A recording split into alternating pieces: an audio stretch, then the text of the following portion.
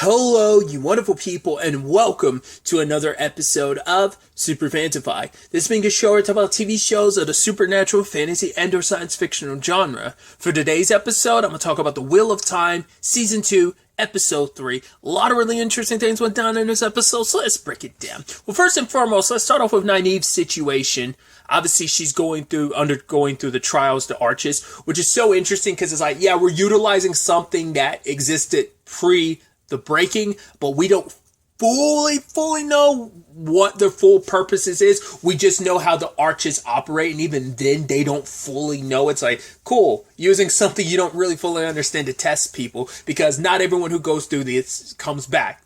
A lot of people die, but it's like, right, you come back from all of this, you have to go through the arches, obviously a total of 3 times. You go into arches and you come back out, and you have to repeat that process a total of 3 times.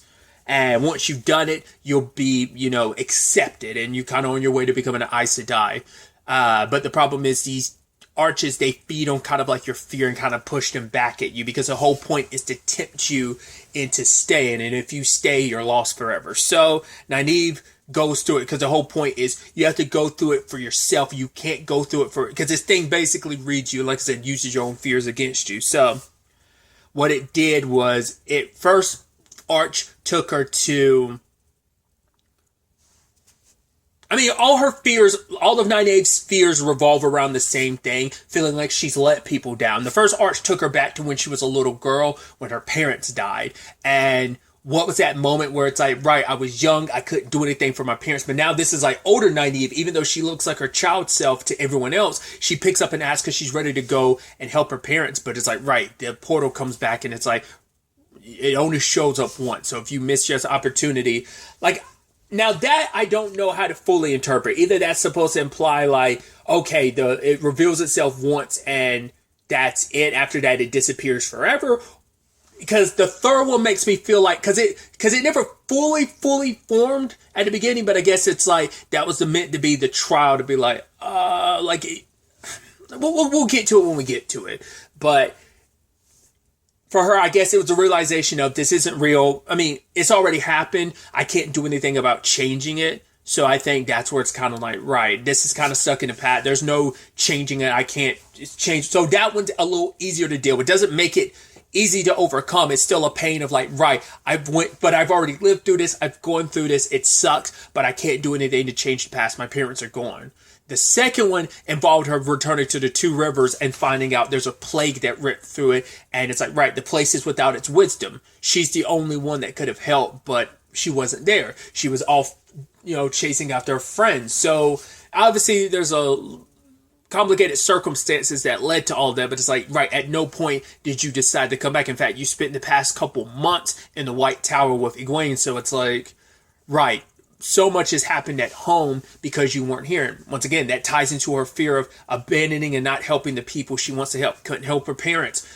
Wishes she could have, but she can't change that. 2 Rivers is in this situation. I can help them, especially because she doesn't know whether the path she's on is the right path, because she's reluctant to believe it's the right path, because she has no full interest in becoming an Aes Sedai. But it's like, if I could use that power to help people. But once again, she doesn't want to fully rely on that power because she doesn't trust becoming an Aes Sedai, because of what it means to become an Aes Sedai means kind of abandoning everything. And that's what this test was kind of about, pushing on that fear of her feeling like she's letting everyone down. She's abandoning people. So she was like, all right, so I'm gonna come right back. And she left Tam, who's, dying and sick. He's like, yo, stay here with me until I pass, until the red roots affect me and I go off into the eternal sleep and, return to the, get thrown back into the wheel of, like, the recycling of souls and stuff. And so she left and immediately was like, okay, we need to go check on 2 Rivers. It's like, it was all in her head, but it's still like, she hasn't checked on 2 Rivers in all that time. She's been so preoccupied with all of this. And it's like, what if something is happening there and I'm not there to help? But it's like, once you start, you have to keep on going through.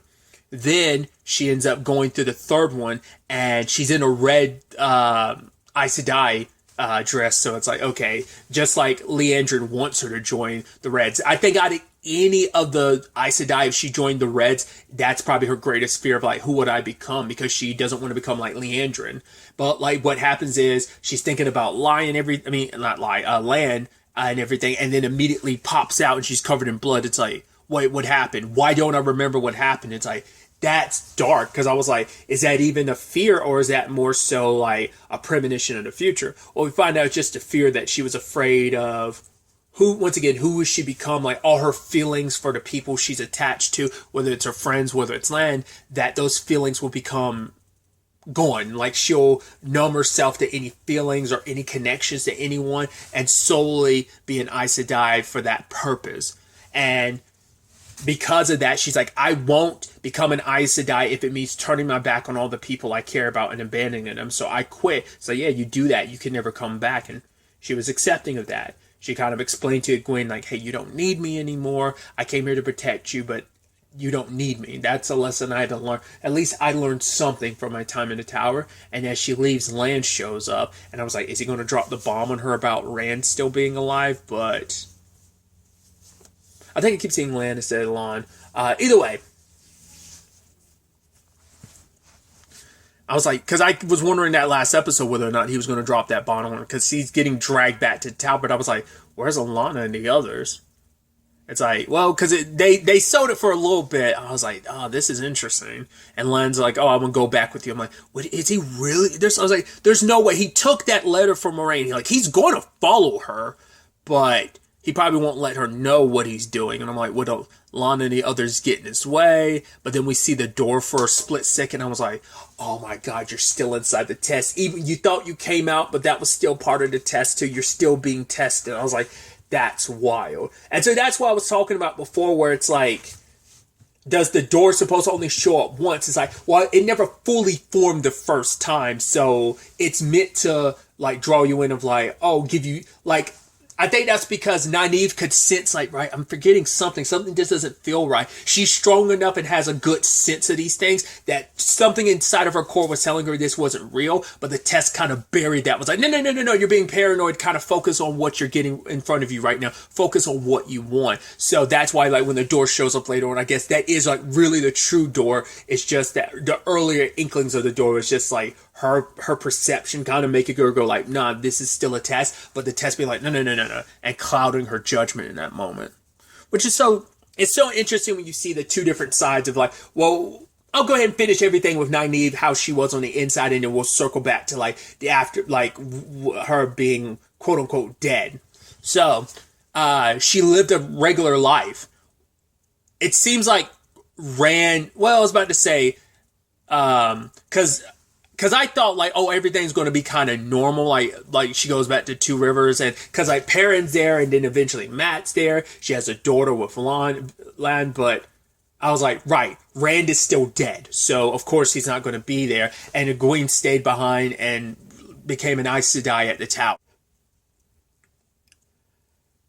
It isn't the perfect happily ever after, because she would still probably want Egwene to be there, and she obviously would want Rand to be there, but making the most of the life she was given. She was like, no, I think she was happy with the life that she was able to build for herself, but sadly, history in a twisted way has to repeat itself, and she ends up, like, her home gets attacked by Trollocs. They were attacking another area, but, because they had gotten word about, like, Egwene and the other Greens, which makes sense that Gwen would end up being a green, like Alana, but they were going after some Trollocs attacking a place which apparently isn't too far from where they're at, and the Trollocs came, ended up killing Matt, Perrin, and Lan, and all she had left was her daughter. She ended up using her channeling and killing the Trollocs, and when the door opened, she wanted to try and take her daughter through, but of course, I thought what was going to happen is it would stop her from even going through. No, the real tragedy is it let her go through with her daughter, and the moment she popped out on the other side, she didn't have her daughter. It's like, you have all these memories of this life you lived for years, being with Lan and having a daughter. It's like, coming to terms with that, now you're back, is going to be tough. Because, like, the next time she sees Lan, all she's going to remember is the life that they had together, which is going to be complicated because he didn't live it through. It kind of reminds me of, it's not really a spoiler, but I'll go ahead and talk about it. It reminds me of the Quentin and Elliot situation in The Magicians. I want to say that was season 3, And obviously it comes up again in season 4. It might have been season 5 that it came up again about how Elliot's perspective on things. Either way, it's the whole situation of, yeah, they lived a life together, but it's like, oh, we're back, and technically none of that happened because we undid time or whatever. But it's like, it still mattered and it still happened. And that's the thing. She still remembers raising her daughter with Lan and just being around Perrin and Matt and just them all being happy. And now to come back to like, oh, none of that was real. Like, living with that's going to be a complicated thing as an Aes Sedai. So, I mean, well, once again, she's not even a full Aes Sedai. She's going to be accepted, but I think all of that will motivate her to go down this path because she did pass the trial, and it's like, at the end of the day, stuff like Trollocs and stuff will still be out there. So if I want to protect and help the people I want, I might have to forego them for the greater good type of situation. And that's kind of what the Aes Sedai are about. We're not about the individual. We're about the larger scale. We're about the world. So we'll subside our feelings on an individual level if it means having the power and strength to protect the greater good, the greater wholes, to protect more lives and to protect the greater populace. So that's probably something Nynaeve's going to have to come to terms with. But like I said, kind of on the other side of before we got the reveal that she was still alive, which I had a feeling like, it's like, there's no way they're just killing off Nynaeve. It's going to be a thing of she's going to find her way back on her own, which she ultimately ended up doing, because they thought she was lost forever, which I love that Sheriam kind of got on Leandrin's case, because it's like, right, Alana was right, she wasn't ready, you're the one that pushed for it, and it's like, I hope your conscience never gives you rest over this, because she's like, mine won't. And you could tell Leandrin was taking it hard, because it's like, she is the one that really, really pushed this for Nynaeve. Because also, Nynaeve was supposed to be their ultimate weapon, because she's the strongest Aes like channeler they've ever found. And cool, we nipped, oh, that's gone. We got rid of potentially our strongest warrior. So, obviously, like, everyone's going to be really upset about that. Obviously, Egwene, hearing what happened to Nynaeve, but it's like, no, that can't be true. That can't be the case. She can't be gone. I need her. So, and especially, she doesn't know that Nynaeve heard everything she said last episode, but if she did, I'm sure that's probably also another reason why she feels even more worse about it, because it's like, I was feeling all that jealousy, like, yes, luckily Nynaeve never knew I said all that. Once again, she did, but Egwene doesn't know that she did. But it's like, oh, she never knew all that, but like, oh, we kind of like, especially because Egwene is still going through like losing Rand, even though Rand's alive and just no one knows about it. Well, none of the core group knows about it. But the fact is that now it's like, oh, Nynaeve is gone now too. It cuts that much harder, because now Egwene was at this tower alone. At least there was some semblance of not feeling so alone, being able to get letters from Perrin every once in a while, but also to have Nynaeve there with her was just kind of a nice safety blanket. It was a comfort, so. And I loved her, like, going at Leandrin the way she did. Granted, she's still kind of a fledgling with all of this, so she doesn't stand a chance against Leandrin, but she was pissed because it's like, it's your fault. You did this because you wanted her dead. It's like, no, I speak the truth and only the truth because I'm a Aes Sedai, so we can't lie. I pushed Nynaeve to do this not because I hated her, but because I saw her potential. I believed in her, and she ended up disappointing me, so. It's like, right, your grief is your own, so take the time you need. But in her own way, Leandrin is grieving because she did, despite their issues. It's cared about it's kind of a stretch. You saw her as a means to an end, and to be fair, I think maybe that's also the reason why you're super upset, because it's like, well, not only did you kill like one of your most powerful warriors, you also screwed yourself because, right, you were already in a situation where you weren't supposed to be training novices, so you've already got that strike against you, and now you've pushed another young channeler to get themselves killed, and it was Nynaeve who's so powerful, and that power was going to be needed in the fight against the Dark One. So it's like almost like a double mark against you at that point in time. So I wonder, is it just her own reputation, and like, is that what really motivated her to be like, seeming like she was hurt about it, but she was only hurt about what that meant against her reputation, what that would do to her reputation. That's how I see it, but maybe there is some level of her just being like, no, I legitimately did start to care for Nynaeve despite our issues. I mean, especially with the whole situation with Matt. She let Matt go, and I thought it was so interesting that she's like, oh yeah, we had an Aissa die, we had a sister die, but I'm like, why are you not telling Matt why aren't you telling him it was Nynaeve? Because she knows that would have motivated him in some ways. Because she did say, like, hey, Egwene needs someone right now. I guess that should have been the point that you knew. But, I mean, I don't know if Matt... Well, because Matt probably didn't know Nynaeve and Egwene were here. Just, he now knows, like, Egwene's here, so I can go check on her.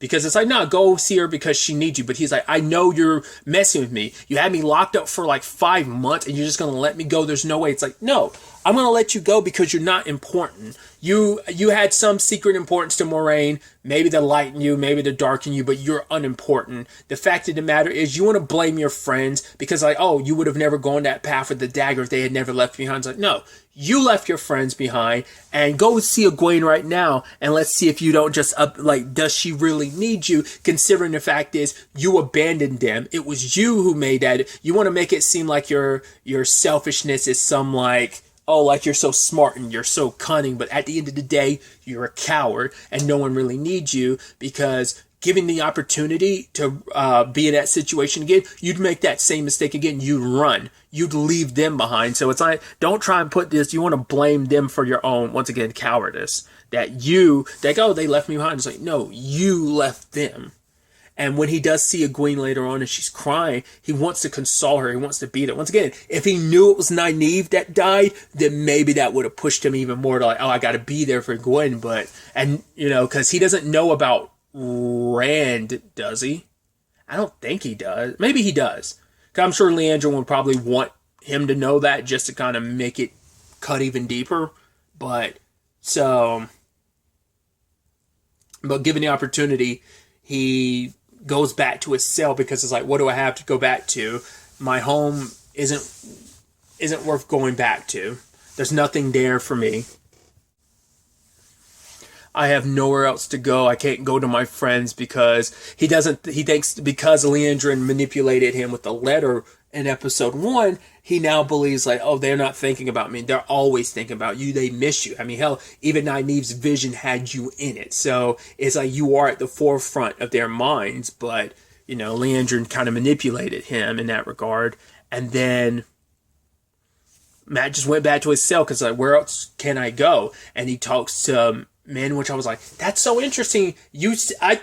After having seen what you saw from Matt, I thought you would have kind of had some reservation, but you're like, oh, I'm all for coming back over. I was like, that's interesting. So she's like, oh, let's get out of here. And I'm not going to wait for you. And so they're going to sneak off together. And then we find out the truth. She was working with Leanne. Just like, Jesus, lady, you have contingencies upon contingencies. So I mean, maybe that's why men had the reaction she did, because I was like, because that vision she had of him stabbing Rand, I'm like, she had to have told Leandrin about that, right? I mean, it's like, it is so interesting that Leandrin will put you in a cell right beside. I mean, I'm curious. I want to bet that every other cell there is completely empty. The only cell that has someone in it is the cell that Min was in. So I was like, yeah, it was orchestrated that way. Like, oh, you think you're so alone, then you get to the other side, you're a little disheartened until you find out, oh wait, there's another person in here besides me. So I'm assuming those two are the only ones in those cells.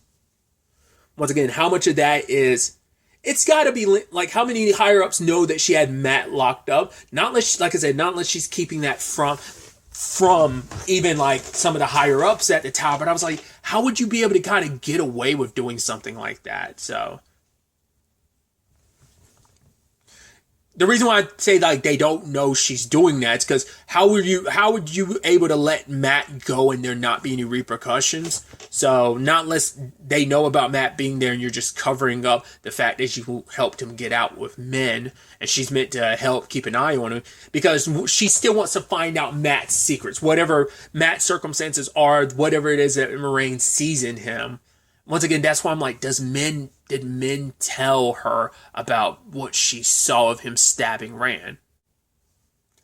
At this point, it's unclear, but it's definitely going to be interesting to see where that storyline ends up taking us. Especially interesting because Leandrin tried to put it all on Matt of like, oh yeah, the reason why Nynaeve was unprepared is because I spent these past 5 months, instead of focusing on her, my attention and everything was on you, trying to get information out of you, which at the time I was like, well, that's her just projecting because she feels guilty about the Nynaeve situation. But now I know, like, oh, you were just manipulating him, which I'm like, speaks volumes. You're so hurt about the Nynaeve name, but you're immediately kind of orchestrating all of this because it's like, well, now that the Nynaeve's just been removed from the situation, I guess all I can do is focus on Matt in his entirety, and kind of I was kind of like multitasking all of that, but now it's like, now that Nynaeve's not around, I could just focus entirely on the Matt situation, so setting us all in motion.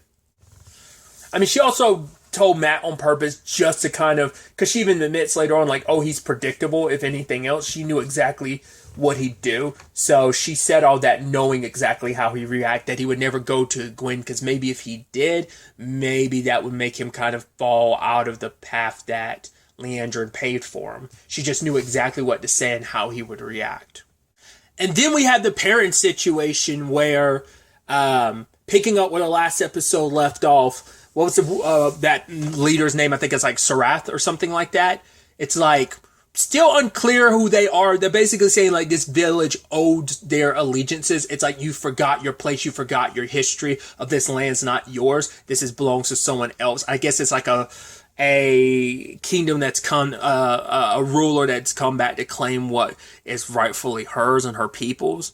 Like, we don't, because the way they talked about it, it's like, oh, we came like, almost like they're from a continent across the sea or something like that. It's kind of what it made it seem like. So it's like, yeah, bend the knee and obey your leader, or your life is forfeit. Like Uno, he tried to fight back, he wouldn't bow down.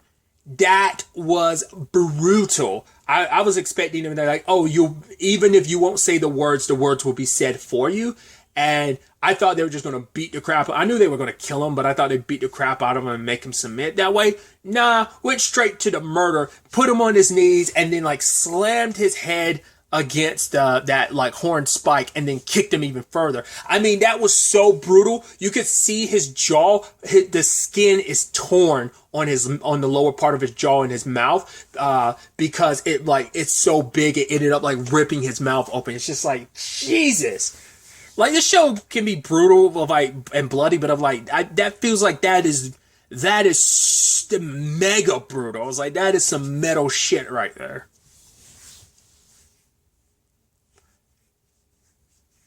And everyone else kind of immediately fell in line. They were grabbing up women, specifically girls, of like young girls to teenagers, because last episode I was like, are they separating the men and the women? It doesn't seem like that's the case. I guess they're pulling from potential people, I guess, like kind of like similar to the Aes Sedai, like, oh, do you have the potential? So like, because that one person went around picking someone out. So it's like, right, we're going to make you, I guess, just like them. I don't know if they're considered Aes Sedais either, because I associate everyone in the tower as like an Aes Sedai, but maybe like these are just people who can channel who aren't quite Aes Sedais. So maybe it's like they sense something in these young women, and it's like, right, let's kind of get them to join our army. That's what I kind of thought last episode was going to be about, but I thought that was more so on the man side of thing, and I didn't know where the women and children stood, but specifically it's the young, not even the women, because I guess it's like got to be at that prepubescent age, like you got to get it at most, I guess, maybe, because everyone they grabbed, like I said, was kind of young. Like, one of the people they grabbed was kind of older, but like that's when I'm like, I don't know if she's like a late teen or like early 20s type of situation, but either way, they all get carted away, and Perrin wakes up to find Ishmael in front of him, which we still don't know if he's playing, like I said, playing a Jafar role and hiding who he really is to this leader. It's like, oh, you're doing your thing, but I'm along for the ride because I'm secretly hiding who I really am.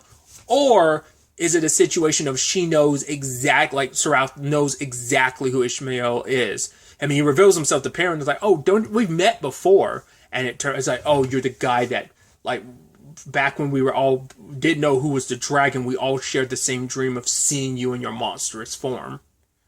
And it's like, right, I see what's inside of you and I want to see the monster in you. And for him, it's like the more you give into your wolf side, the more you become mine. So a whole bunch of wolves show up to save Perrin, and it turns out one of the people amongst them is Elias. Now, I don't know if that's a thing of he was already like in his wolf form and then turned back into a human. Because that's why I was like, because last season I was like, they never really, they kind of set it up to be kind of a werewolf situation, but they never really. I was also curious like how they were going to go about the werewolf. Were they going to go more teen wolf or werewolf by night type of werewolf? Or are we going with the more like Vampire Diaries / originals werewolves where you become literal wolves? And also, because I know True Blood does that as well. More wolf-based werewolf or just on all four legs werewolf, or more humanoid hulking beast werewolf, you know?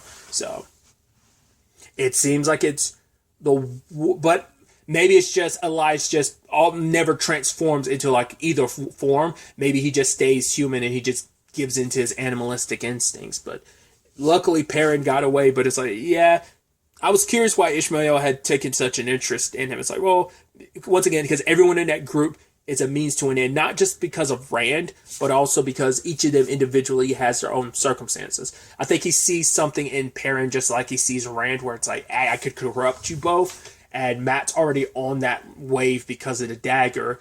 I think Nynaeve and Egwene are like out of his reach. Or even just the Dark One's reach, but maybe that's not the case. It's like, right, you got to pair in this episode. Who's to say you don't eventually... Well, it's going to be harder to get to Egwene or Nynaeve currently since they're in the tower, so I'm sure he could probably find a way to work around that, but... And then finally there's the Rand situation, where we're picking up with him and Logain, which Logain's like, I know who you are, kid. I remember you. Because I kept bringing it up last episode. I was like, they never actually met, did they? I completely forgot about that scene in the street where he's looking up and he sees Rand. And I love he adds context to the laughing. It's like not just like I'm crazy. Just like, no. Because I don't remember, because it just seemed like he was looking around and he was laughing maniacally, but it did seem like he was looking up at Rand. Because obviously we at the time didn't know that he was the dragon, but you know, maybe that was supposed to be like a secret hint that you just at the time you didn't realize it, but now you have the context of Logain being like, I could see it, that energy, that aura around you was kind of like the strongest I'd seen, that you're a channeler as well. So ask the question you wanted to ask me. I could tell that you manipulated so much to get here with me, so how long are you going to wait? A couple days, a few weeks? Go ahead and ask what you want to ask. And for Rand, it's like, I want to know how to control this. And it's like, cool. Get me a specific wine from my home and we're good to go. And it's like, Rand's like, how the hell am I supposed to like get you that specific wine? Celine ends up coming through, which we do have that hunt situation, because that obviously ties into Perrin, because the queen wants the horn. There'll be a big bounty and prize for whoever finds it. But I'm like, that's the same horn that Perrin and the others were after when they were going after Fane, because he is the one that still has the horn, right? So... But yeah, like sending a whole bunch of people after that horn for prize money. But that, and it's, I mean, Rand eventually finds out that it's all a sham. That basically, because of the war with the Iomans, Rand's people with the red-headed warriors, so many people were displaced, had no home, and they came to this place. And they settled in kind of this particular burg. And now it is kind of like overrun with kind of like a more poverty-stricken side of the city. And the queen and higher-ups and the rich and powerful have manipulated and concocted this whole BS just to have them outside of the city. That, yeah, they might die from the weather or for whatever reasons trying to track down his horn, but it's a calling of sorts without it being a calling, without anyone knowing what, that they're being manipulated and led to their deaths just so that they could clear out some of the populace there, which is fucking horrendous. And for Rand, it's like, right, finding out that this was all bullshit, and here are like these rich and powerful people who aren't doing anything to help the situation. In fact, they're trying to make sure this situation plays out so they can save as much money as possible. I think it's so interesting that Celine kind of, I mean, maybe she's just a con artist or whatever, but like the fact does it seem like she had her and Rand kind of pretend like, oh, let's mingle amongst these people and make it seem like we belong, like we're lords from other lands outside of all of this. But she seemed like she was a little too comfortable there. Makes me wonder, it's like, are we going to find out that she's been lying about who she... I mean, well, how much does Rand really know about her? Because a part of me is also thinking, like, especially with how the episode plays, I'm like, are you going to find out you're a dark friend? Because it wouldn't be the first time Rand ended up... Because if I remember correctly, that actress who played Ren in The Outpost, I was like, wasn't she a dark friend last season? Wasn't she trying to get close to Rand in particular, if I remember correctly? And I know she ended up dying, but it's like, yeah, I don't think I think, because there's no way you're just going to be out and about as the dragon and the Dark One or Ishmael is not going to have anyone keeping an eye on you. That's why I'm wondering when Celine's like, oh, I had someone break my heart. I was like, was it the Dark One? Was it Ishmael? Like, there's got to be something to that. I mean, especially when Leandrin was like, oh yeah, as an Aes Sedai, you can age slower than a normal human. So who's to say like that ain't going to be Celine's situation? I don't know. Maybe that's just me. But it's just, there's something off about that character. It just feels off. Especially when Rand came back from Logain and finding out like, right, there is no way to control it. All you can do is embrace it. But for Rand, it's like, right, you're not the dragon, dude. You're just crazy. I know because I'm the actual dragon. But I'm sure that might cross his mind of like, well, I have to be the dragon I am. But I'm like, is there also a possibility I'm not actually the dragon, then I'm another false dragon too? Because I doubt that's the case, but I wonder on some level. I mean, I was about to say like that Rand might view it as like, oh, maybe I'm crazy. It's like, no, more so than anything, it shows like how crazy I could end up getting. Like, this is my future. There's no fighting it. He's been, once again, holding back channeling at all. But as Logain put it, eventually it will slip out and there's no stopping it. It's like a tidal wave you can't stop. It's there bubbling beneath the surface all the time. And so later on, he ends up going to Celine and she's like, right, if you ever leave me alone like you did at that party again, I'm going to kill you. I was like, that seemed wild. And you're hooking up and he's channeling. And she's like, it's fine. I'm not scared of you. The moment she said that, I was like, she's got to be a dark friend. But then he wakes up. He accidentally sets the house on fire. And Celine came in to wake him up. I was like, was that real or was that a dream? Was that like the Dark One or Ishmael kind of manipulating you to kind of give more into your power? Or was that real and she was just like, no, embrace who you are, and he just happened to wake up after their coitus and she just happened to be out of the house? I don't know, man. It just seems so suspicious because I need to know whether or not her being like, oh, I'm not afraid of you, if that was a dream or not, or whether or not that really happened, because that would speak volumes on the validity of whether or not she's manipulating Rand and, once again, being a part of this whole dark friend entourage to the Dark One. We'll ultimately have to wait to see where all of this episode, in fact, takes us going forward into the next episode. But really, that's all I wanted to talk about. Until the next time we meet, be happy, be safe, live life to the fullest, and enjoy it. Good day, and goodbye.